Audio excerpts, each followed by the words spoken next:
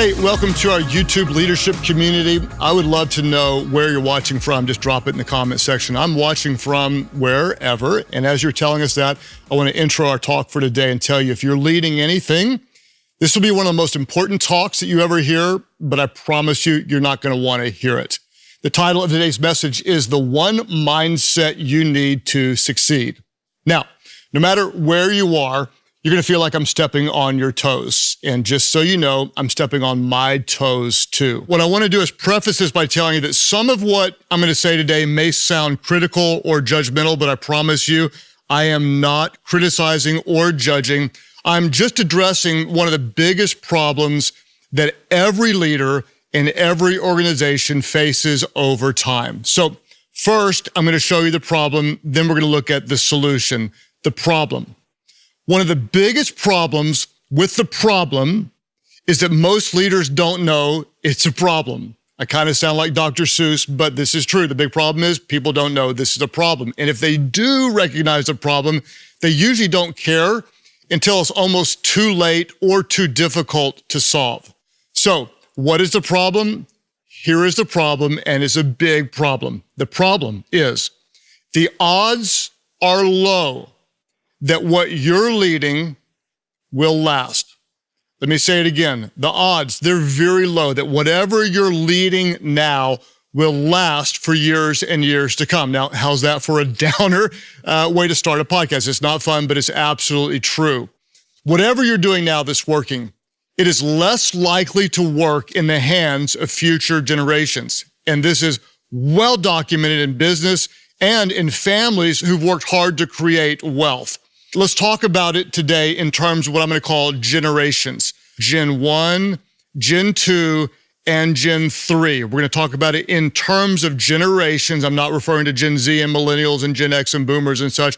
I'm not talking about age. What I'm talking about is mindset. And we're going to look at 3 different generations when it comes to leading an organization. Let's talk first of all about Gen 1. Who is Gen 1? Gen 1 would be the leaders who build the business from the ground up, build the church, start the nonprofit. They are the first generation leaders that build something special. That's Gen 1. Then there are some of you, you're Gen 2. You entered the business or you entered the nonprofit relatively early and you got to see some of what it took to build it. You contributed to it, but you didn't start it. You're not Gen 1, you're Gen 2. Then there's Gen 3.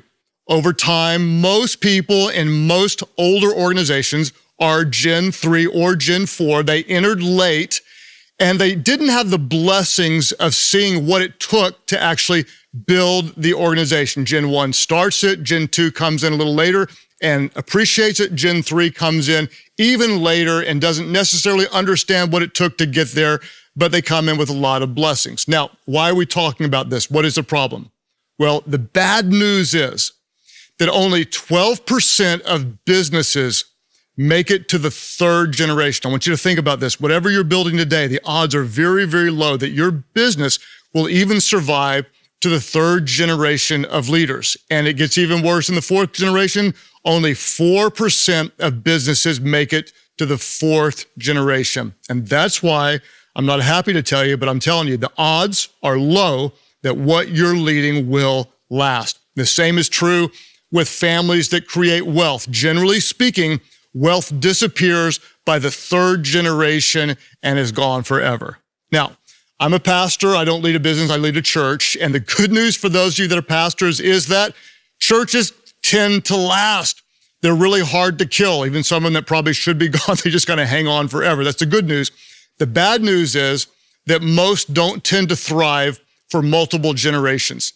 They don't. What typically happens is a church will start and it will thrive under a founding leader for 10 or 12 years, and then it tends to flatten out or even decline over time. So if the odds are against us, what are we going to do to defeat the odds? What I want to do to give you kind of a foundation is I'm going to ask you 2 questions, and then we're going to go into depth to increase our understanding. 2 questions. Question number 1 is this. What generation are you? What gen are you? Question number 2 is what generation do you want to be? because I'm going to try to help you understand that you actually get to decide. I'll try to illustrate it from a family perspective. You might say, as a Groeschel, which gen are you? And I would say it depends on my starting point of measurement. For example, my name, Groeschel, it's actually a German name. It should be pronounced Groeschel. And if you said, what gen are you? Well, of all the Groeschels I've known, I'm Gen 3. I knew my dad and I knew his dad, and so I'm Gen 3. Of those that are living now, because my dad recently passed away, I'm Gen 1. So which gen am I? Well, it depends on your starting point. And what I want to show you, and I hope that you'll become Gen 1 in several areas of life. You might be Gen 1 as a Christian. You might be the first committed follower of Jesus in your family, creating a spiritual legacy, and so you are a Gen 1 believer. Or you might be the first one in your family to go into ministry, so you're Gen 1 in ministry. Or you might be the first one to graduate from college, you're Gen 1 in education. Or you might be the first not to divorce in your family. You're a Gen 1 marriage, creating a marriage legacy. You might be the first to break a long line of addictions in your family. You're Gen 1 sober.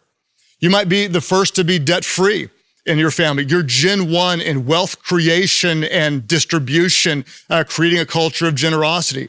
You might be Gen 1 somewhere, and I'm honored by the grace of God to be Gen 1 in all those areas that I just mentioned. And this is what I want you to understand, is the great thing about Gen 1 is that you get to decide. You get to choose which gen you are, because it's not just about when you enter, but it's about how you think. So what I want to do is talk about how you think. Let's talk about the qualities, or what I might say, the mindsets of the different generations. And I just want to say that these are not absolutes. They're not absolute rules, but they are generally true. And there's strengths of all gens and there's weaknesses of all gens. And so let's talk about it. To be frank, Gen 1 has more strengths than Gen 3. And it's not Gen 3 fault. If you're Gen 3, I'm not throwing stones at you. The reason why Gen 3 has fewer strengths is because it's the natural trajectory of those who haven't experienced the blessings of knowing why or how something grows. Another reason why Gen 3 has fewer strengths is, honestly, it's a failure of Gen 1. Gen 1 fails to empower and instruct Gen 3, and that often is a great detriment to Gen 3. So let's talk about the qualities of all three gens. We're going to start with Gen 1. I'm going to give you three descriptives. Gen 1 leaders, they're overcomers, they're disruptors, and they are owners. They're overcomers, they're disruptors, and they are owners. First of all, they're overcomers. They always have a story. Gen 1 almost always starts with almost nothing, and they see a problem and they overcome the problem, and this creates strength, and they lead against the odds, and they start a creative business, or they start a ministry that becomes a global ministry, or they create generational wealth, or they create a spiritual legacy, or whatever. They start with almost nothing and they build something special. This is the story of our church. In 1996, Amy and I started with no people, no money, no building, no resources. And over years, by the grace of God, we created, and the help of other people, a special ministry. Now, we visited one of our campus launches. Just to give you context, we now have 45 different churches in different states around the U.S. And so we went to the first weekend, grand opening weekend of a new church launch, and they were meeting in a building that was already built. It was debt-free. There was a full staff, 7 staff members on the first weekend that all had full benefits. And there were tons of people from other Life churches in other cities there to help them. And they had 1,500 people on the very first weekend. And a Gen 3 staff member came up to Amy and me and said, "Oh my gosh, we're so glad you're here to see what it's like to start from the ground up." And we looked at that 3rd gen staff member and just smiled and said, "Bless your heart." Because I'm thinking to myself, you have no idea what it's really like to start with nothing. And here they are, really excited we get to see what it's like from the ground up. This is just the way we are in Gen 1. We're overcomers. We accomplished a lot, started a lot, took a lot of risk, and often are maybe more proud of it than we should be. That's just kind of the downside of it. They are overcomers, and they're also disruptors. Gen 1 disrupted the status quo. They are mavericks. They're innovators. In the church world, this sounds kind of crazy, but back in 1996, when I didn't wear a tie to preach, I was a maverick. When we had drums in the church, we were heretics. When we did dramas and videos in the church, that was unheard of in the 1990s. When we went to church services on Saturday night, that was crazy. Multi-site hadn't been done before. Video teaching was outlandish. Free resources in church online was mind-blowing to people back then. Gen 1, they're overcomers and they're disruptors and they are owners. Gen 1 embraces an ownership mindset. Now, this is almost like a whole nother podcast. We might talk about it a whole nother time, the difference between an owner and an employee mindset, but there are so many. If I were going to try to summarize it, I'd say it this way, that owners think higher, see broader, and care deeper. They think higher, they see broader, and they care deeper. And I could give you 100 examples of the differences between an owner mindset and an employee mindset. Perhaps the best and most simple one would be this, that employees tend to think about what's best for them, and owners obsess about what's best for the organization. It's a totally different mindset. Now, we know the upside. They're innovators, disruptors, overcomers, and they're owners. The downside of Gen 1 is this. Gen 1 is vulnerable to getting stuck in the past. For example, I pastor churches, and I might go see a church that's like a 40-year-old church, and they say, the worship is amazing. Gladys tells me this, and Gladys is on the tambourine. The worship is amazing. And I'm thinking, actually, Gladys loves it and nobody else. Like they're so stuck in the past, but they loved what they were doing 40 years ago, and so they love it today. And Gen 1 leaders, of which I am one, we can be slow to change because in our mind, we earned the success, and we can be very confident and sometimes to a fault. So, two downsides of Gen 1. Gen 1 is vulnerable to getting stuck in the past. And the second thing is this, that Gen 1 has a hard time letting go. And we don't even need to really explain this because we've all seen it too many times. Gen 1 creates it and then holds on to it and doesn't know how to let go. This is important for Gen 1 leaders. And I want to just say this to Gen 1 leaders. What Gen 1 does or doesn't do determines the potential success of future generations. Let me just say it again. Whatever Gen 1 does or doesn't do, if we trust, if we empower, if we educate, if we delegate, if we believe in those coming behind us, then we can help them be successful. But if we don't, if we think we know it all and hold on to it and do it the way it's always been done, then we will undermine the potential for success in future generations. What Gen 1 does or doesn't do determines the potential success of future generations. Why? Why do we end up here? Well, Gen 1 creates something worthy of success, and Gen 1 inadvertently makes it more difficult to continue on. We tend to try to hold on too tight.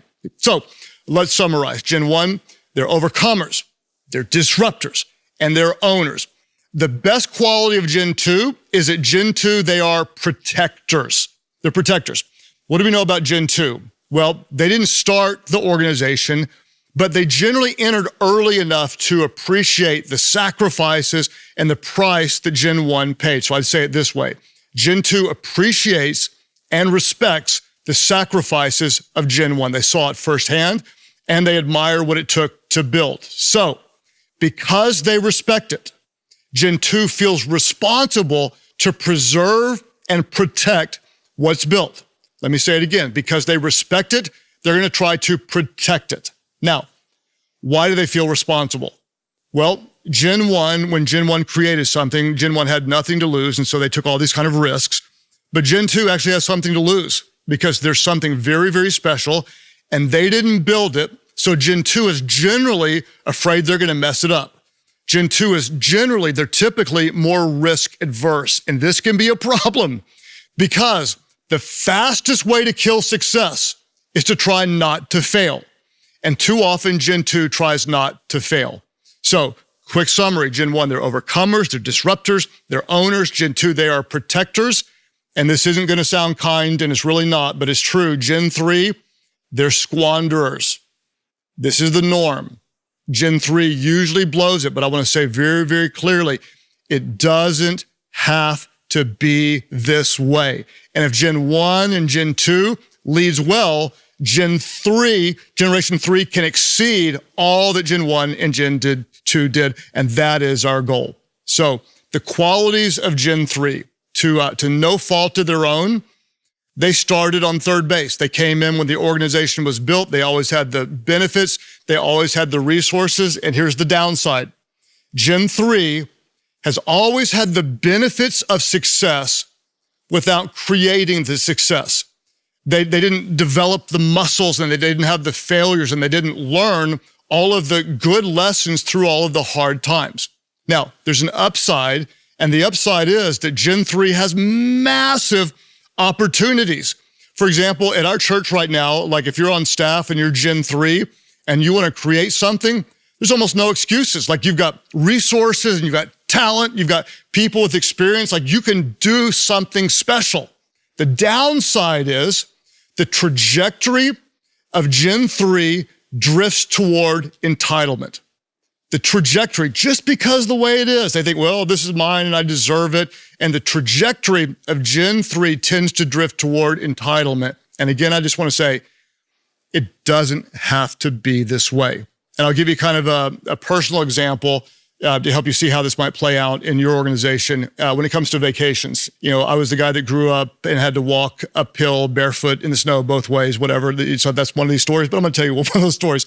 When it came to vacations as a kid, I remember one that my family took, and I loved it. We stayed in this cheap motel that had a trampoline, and we floated the river, which was free. It was a blast. And I remember telling myself as a kid, I'm going to always take my family on vacation. So I promised one day I would do that. And so we did it. And in the early years, our family didn't have much. We had 6 kids, and there was a family from the church that blessed us with a free condo in Steamboat, Colorado. And so every year I'd preach on Sunday, and we'd get all 6 kids in the van. We'd drive 14 hours to Colorado. We'd have to stay in a hotel. So we'd get one hotel with one bed.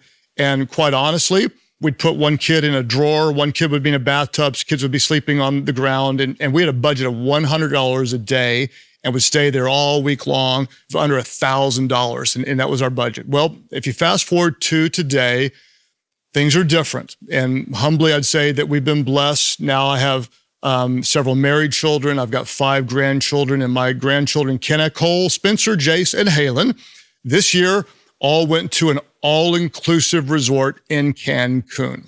And here's what they call me. They call me Pops. I'm Pops, and to them, Pops pays. In other words, to no fault of their own, they just assume that families go on vacations every year. And this is what tends to happen when Gen 3 comes along. Gen 3 just thinks this is the way things have always been. So I'm Gen 1. When we started the church, we had nothing. And so I obsess about keeping costs down. And I am thrilled beyond measure that we can now pay well and give benefits and retirement and reimburse mileage and generous time off and such, and on and on and on. But to be honest, a couple of years ago, when a few staff members complained about the gifts that we gave them at a staff retreat, you're going to have to hold me back. Because as Gen 1, I'm thinking that is the most entitled, crazy thing I've ever heard. And it's honestly to no fault of their own. It doesn't have to be that way. And the truth of the matter is, if I blame Gen 3 without taking responsibility, then I'm a part of the problem. So let's try to bring some perspective to this. And I'm going to give you a big thought that is very, very important. What gen are you, and what gen do you want to be? Because you can decide. If you build something special, you're Gen 1. If you take what's built and you protect it, that's a Gen 2 mindset. If you take whatever's built and you enjoy it or you squander it, that's a Gen 3 mindset. If, on the other hand, you may be Gen 3 and you can take what's built and you can see it as a foundation to do so much more, way more, and you're willing to sacrifice and take risks and defy the odds, suddenly you have Gen 3 resources with a Gen 1 mindset. You're an owner.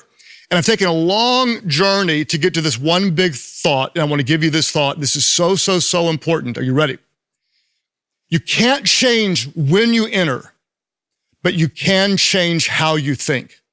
It doesn't matter at what point in the organization you enter. If you think like a builder, you can be at any point with a builder, a Gen 1 mindset. Gen 1, the question is, do you want to keep it and control it, or do you want to continue to build it? Gen 2, the question is, do you want to guard it and protect it, or do you want to continue to build it?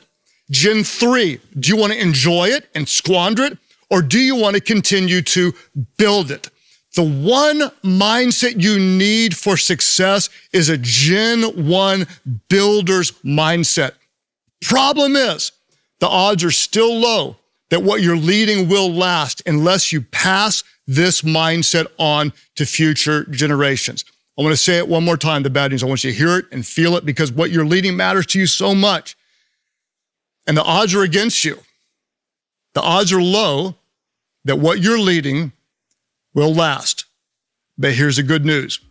You're a leader, and leaders don't follow the odds. What kind of leader are you? You're an odd-breaking, Gen 1 thinking, future-building leader. That's what you are. You're an odd breaker. You don't need to let other people tell you what the odds are. You defy the odds. You're a Gen 1 thinking, future-building leader. You're not preserving. You're not squandering. You're building, because that's what leaders do. No matter where you enter, I want to encourage you to think Gen 1. Take risks. Be bold. Be daring. Defy the odds. Innovate. Create. Do more than others believe are possible. When you get criticized, just realize that's part of the battle, and keep on building, because that's what great leaders do. What are you? You're an odd-breaking, Gen 1 thinking, future-building leader. Now, I want to say sincerely thank you for listening and being a part of our leadership community. Get the Leader Guide. Go to Life.Church/leadership podcast. And I want to tell you, if you post and invite others to be a part of our community, it would mean so much to me. We'll be back on the first Thursday of every month. Continue getting better, because we know that everyone wins when the leader gets better.